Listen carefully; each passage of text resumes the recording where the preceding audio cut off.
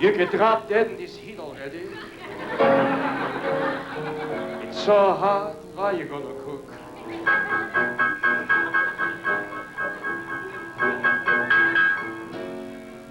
You get dropped dead in this heat already. Sylvia, don't knock yourself out. Why you gonna cook?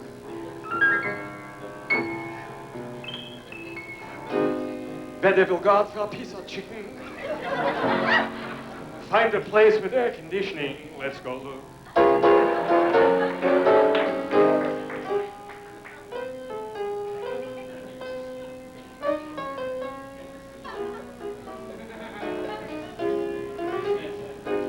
Stay tuned to Iowa Public Television and join Bill Moyers for an hour-long conversation with the man who beat the blacklist. Meet John Henry Falk in just a moment. Then in 1 hour, meet some miracle babies on The New Explorers at 10:30.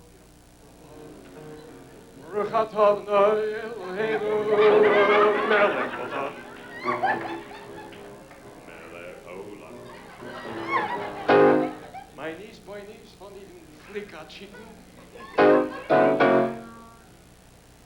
She sits all day by the pool like a bum.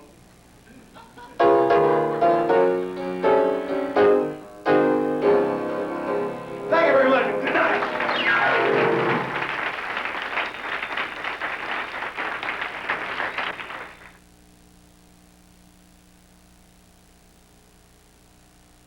Right now, this is Milton Berle, ladies and gentlemen, signing off, speaking to Rex here on behalf of a night of Jewish humor. And all I can say is, l'chaim. Now, for the very few that are watching that know what l'chaim means, it means life. In fact, I got an uncle doing l'chaim right now in Sing Sing. So long.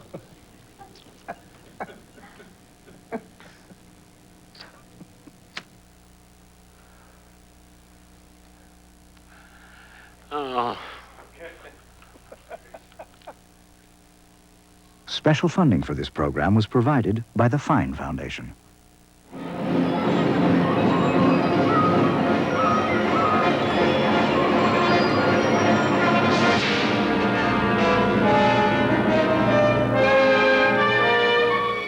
Great Performances is made possible by Martin Marietta, dedicated to excellence in aerospace, electronics, information management, and materials. And Texaco, continuing our tradition of leadership in supporting the finest in performing arts. Texaco, star of the American road. Great Performances is also made possible by the Corporation for Public Broadcasting, the National Endowment for the Arts, and by the support of viewers like you.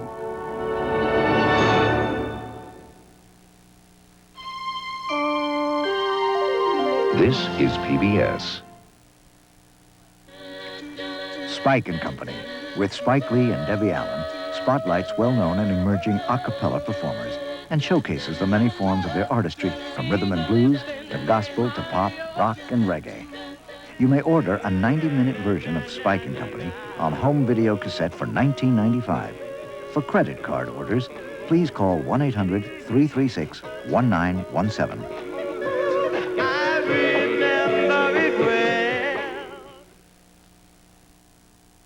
Acquisition of this program was made possible by Friends of Iowa Public Television.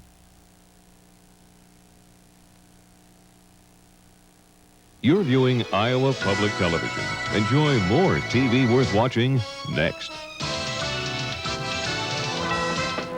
This was the 1950s. Fear, honey, had taken over this country. Blacklisting ruled the airwaves. The way to silence your opponent was to call him a communist. Stay tuned to Iowa Public Television. Next on Mystery, a true story of intrigue and murder. Do you think your wife knew the person who murdered her? Julia had no enemies. People are not always killed by their enemies. Why can't you tell me what's happening? He thinks he's cleverer than us. but too many alibis. It will be your duty to call him to his account. The Man from the Prude on Mystery. Tune in Thursday night at 9. IPTV's Living in Iowa program wants to know, what do you like best about spring? Call 1-800-383-6124 now. Your answer could show up on next week's program. Thanks.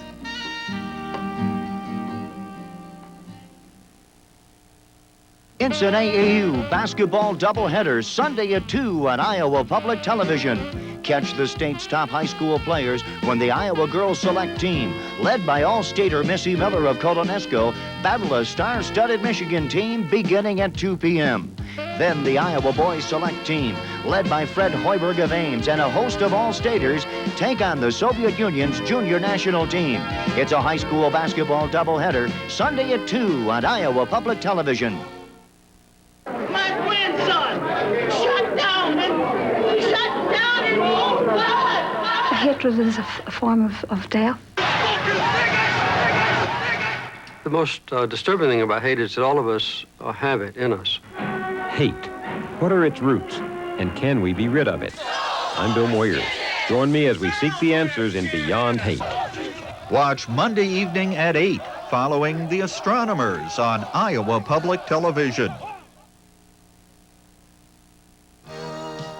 You're watching Iowa Public Television. TV worth watching. IPTV.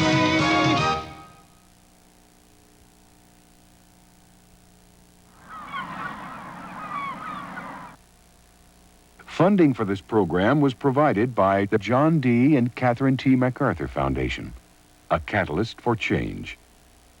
J.R. Parton, the Bernard and Audrey Rappaport Foundation, the Rockwell Fund, Incorporated, the Samuel Rubin Foundation, and others.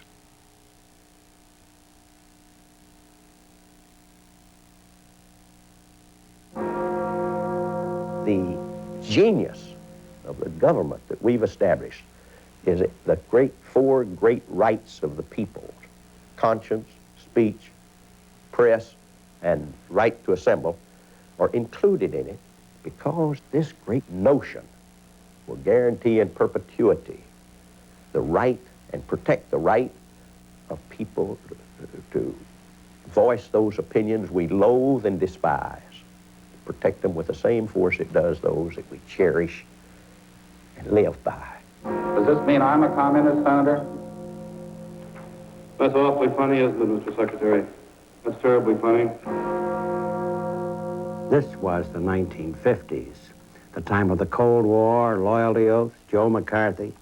Blacklisting ruled the airways. If you wanted to discredit an otherwise legitimate political opponent And didn't want to argue over what the real issues were. you call him a communist. Yes, they found a perfect way to shut off the political dialogue in our society. See? Now let's and shut up dissent. Of course I believe in the right to dissent, Congressman. The right to dissent's a sacred American right. I'll knock a man's teeth down his throat, interfere with my right to dissent. When this was over, Louis Nizer wrote in his own book, A View, one lone man with virtually no resources dragged the defendants into court, and although outrageously outnumbered, withstood starvation and disgrace, and summoned enough strength to battle them into submission.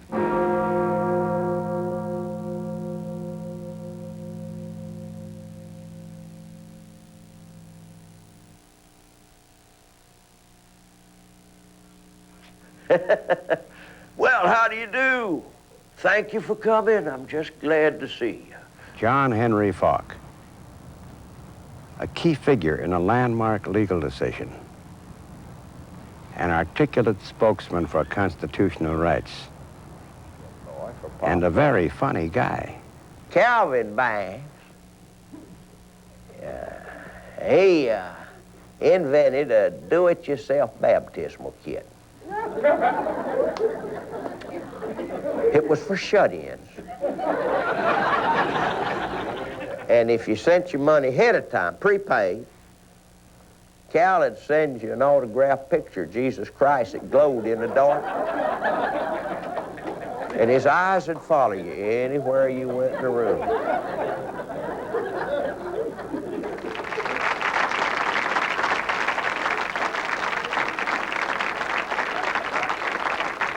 John Henry Falk was one lone man in his fight against blacklisting and one lone man on stage, but he was never a lonely man. A guy once said, Johnny collects more friends in one afternoon than a watermelon has seeds. I'm Studs Terkel, and I'm one of those friends for more than 40 years. On this rainy day, I am here on the south side of Austin, Texas, where John Henry Falk grew up. This was the family home.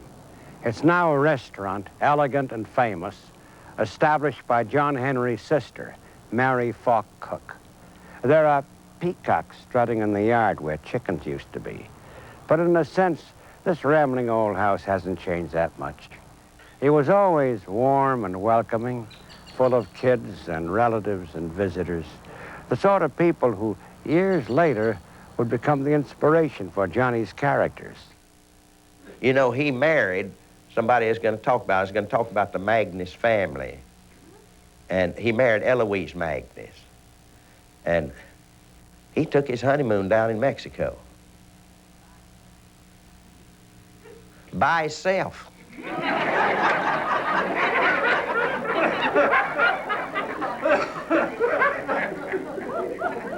I don't mind telling you, it hurt her feelings. John Henry is a humorist, an observer of the human comedy, but he has a point of view, and you spot that throughout his work. And we're often laughing, not so much at that person, but on recognizing that frailty in ourselves as well. And although Johnny's characters all seem to have their roots in the South, Johnny himself traveled the world.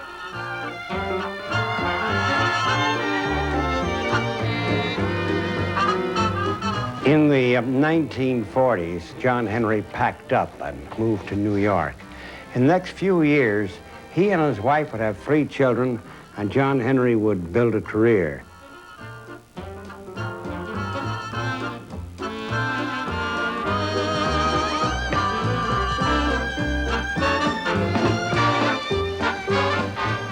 And by the early 50s, he had a radio show on WCBS, the flagship station for the Columbia Broadcasting System. It was a 1-hour show each afternoon, 5 days a week. John Henry would spin a few yarns, reminisce about his childhood in Texas, and comment on the news of the day, the frailties of this crazy human species, and the foibles of the world. John Henry's New York country humor was a big success. Sophisticated city types may not have been quite certain whether they were laughing with him or at him, but they'd had the same trouble with Mark Twain. And for Johnny, as for Twain, the trick was to use humor to convey an idea or plant a seed. He had jokes to tell, sure, but he also had ideas to share. And this was the 1950s, the time of the Cold War, loyalty oaths, Joe McCarthy. And suddenly, this soft-spoken maverick Texan, sitting on top of the world, found himself in big trouble on the front lines and on the front page. To Johnny, it was a matter of the U.S. Constitution, the passion of his life. He began spreading the gospel of the Constitution when he was a student at the University of Texas. Some 40 years later, he talked to Bill Moyers about that. I was at William and Mary College in Williamsburg last week, about 2 weeks after you were there. And I was intrigued by all the publicity that still was following in your wake. Wasn't that nice? Yeah, you know, when you went there, they didn't know who John Henry Falk was. These undergraduates hadn't been born when you were suffering your ordeal back in the 50s. And yet, according to the press and my sources there, when you finished speaking, they gave you a standing ovation. Yeah, honey, you know, Mama had aimed me toward the Methodist ministry.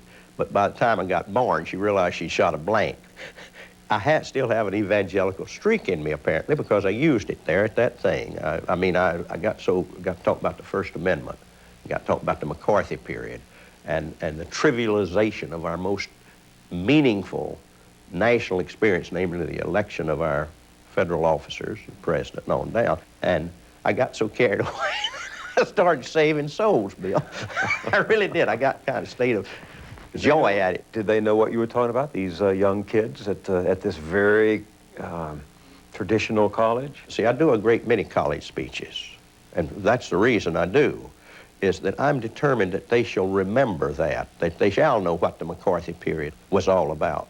And it's not taught in our schools. The meaning of McCarthyism has never been taught. See, it's supposed to be an anti-communist movement. It had nothing to do with communism, anti or otherwise. What was it? At that time, the use of communism, see, was a way of bolstering up, number one, the Cold War that was opening up.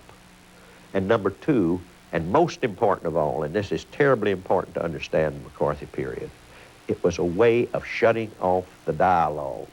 The life's blood of this country is an open and robust dialogue, a rational political dialogue where everybody's free to say what they believe and why they believe it and to persuade their neighbor to their point of view.